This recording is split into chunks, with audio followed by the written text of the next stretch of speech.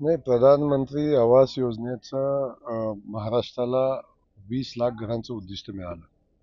म्हणजे की देशातल्या आजपर्यंतच्या इतिहासातलं सगळ्यात मोठं उद्दिष्ट आहे की जे कुठल्या राज्याला मिळालेलं आहे. आणि आदरणीय देवेंद्र फडणवीस साहेबांनी त्या संदर्भात खूपदा केंद्राकडे फॉलोअप केला, बैठका झाल्या, त्यातून ते उद्दिष्ट प्राप्त झालं.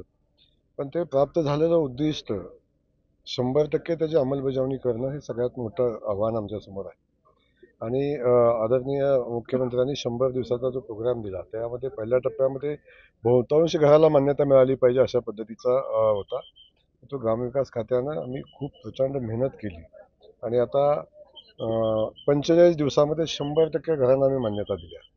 आणि त्यासोबत आता जवळजवळ 10,34,000 घरांना आम्ही पहिला हप्ता पण आपण ट्रान्सफर केलेला आहे.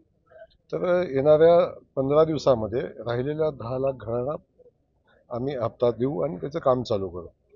वर्षानुवर्ष चालणारी ही प्रक्रिया असली तरी आम्ही 20 लाख घरकुलं ही एकच वर्षात बांधून घ्यायचा संकल्प केलेला आहे आणि बहुतांश म्हणण्यापेक्षा 100% रिझल्ट यावा अशा पद्धतीनं काम चालू केलं आणि तशा सूचना अगदी ग्रामसेवकापासून रोजगार सेवकापासून BDO पासून CO पासून सचिवापर्यंत सगळ्यांना टार्गेट देऊन काम चालू केलं, त्यामुळे अडचण येणार.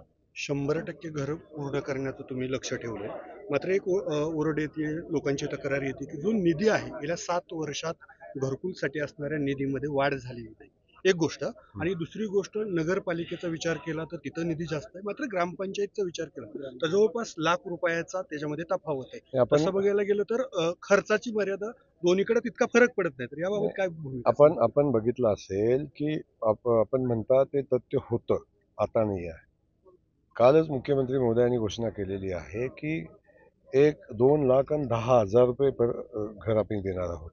50,000 रुपयेचं अनुदान वाढवून देण्याचं काम आता मुख्यमंत्री महोदयांनी कालच्याच बैठकीमध्ये कालच्या कार्यक्रमामध्ये जाहीर पण केलेलं आहे. येणाऱ्या बजेटमध्ये त्याची घोषणा पण होईल. त्यामुळं आता घराच्या किमतीमध्ये ग्रामीण भागामध्ये पण आता वाढ होते. तो बोजा राज्य सरकारनं स्वीकारलेला आहे. आदरणीय देवेंद्र फडणवीस साहेबांनी त्या संदर्भात जे आश्वासन दिलं होतं त्या पूर्तीच्या दिशेने आम्ही चाललोय. त्यामुळं आपण जो म्हणता तो वास्तव आहे की तो जो डिफरन्स होता नागरी भागामध्ये आणि ग्रामीण भागामध्ये तो डिफरन्स होता. काही अंशी ग्रामीण भागामध्ये काही गोष्टी स्वस्त होतात, नागरी भागामध्ये महाग होतात. पण तो डिफरन्स एवढा मोठा होता की तो जाणवण्या इतपत होता. तो आता डिफरन्स आता काढलेला आहे आणि बऱ्यापैकी मॅच होईल. 40,000 रुपयाचा फरक पडेल, तर जवळजवळ मॅच होईल अशी परिस्थिती.